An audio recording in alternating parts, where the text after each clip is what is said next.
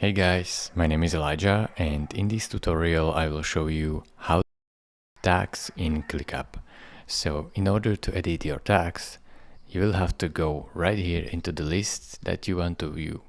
When you are here, just basically pick this icon which says edit tags, click on it, then choose a tag that you want to edit and click on these three dots next to it.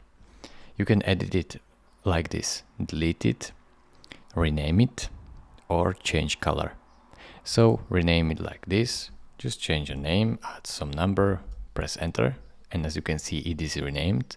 You can also change that color just like this and change it to red, for example.